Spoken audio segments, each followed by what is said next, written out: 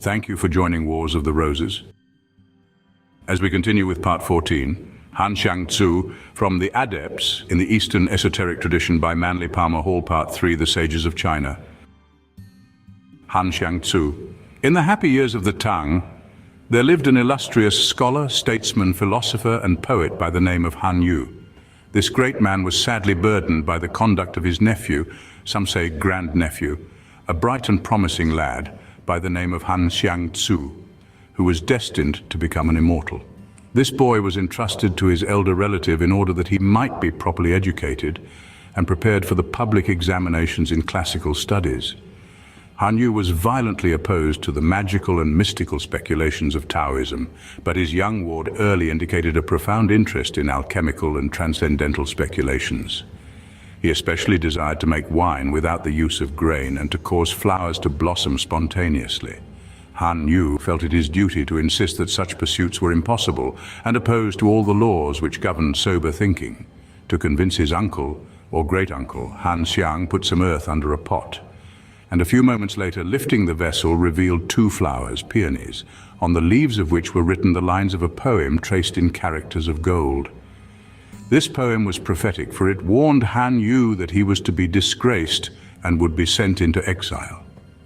When all this occurred, the old scholar bewailed his ill fortune and the physical infirmities that had come upon him in the unhealthful region where he was in exile. Han Hsiang, who was by this time advanced in his magical studies, presented Han Yu with a prescription which would preserve his health, and said that the elder statesman would not only return to his home and family, but would be restored to all his former dignities. These things occurred as prophesied, and it was no longer possible to deny that Han Hsiang possessed remarkable powers and the ability to foresee coming events. There is a story that Han Hsiang became the favorite pupil of the immortal Lu Tongpin, which would seem to point out that there was a basic relationship among these scholars. At this point, the account takes a curious turn. After having been advanced considerably in his esoteric disciplines, Han Hsiang was carried on a cloud into the presence of the wonderful peach tree of the genii, on the branches of which grew the fruit of immortality. Unfortunately, Han Hsiang fell from the branches of the tree, apparently while seeking to secure the fruit. But while falling through the several regions of the invisible world, he attained by inward consciousness to the state of immortality.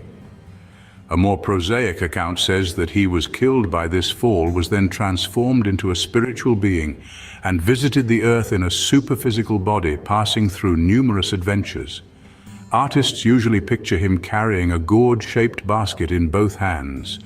This basket is filled with the peaches of immortality. Occasionally he is shown holding only a bouquet of flowers. Han Hsiang was also an accomplished musician. When he played his flute, birds and animals came to hear the music. He has therefore been compared to the Greek Orpheus and shares some of the attributes of the Buddhist Lohans. He is popularly regarded as a patron of musicians. Thank you for watching, and please don't forget to share, like, subscribe and comment. And if you can please consider donating to Wars of the Roses. Links to PayPal and Patreon are in the description. Thank you so very much.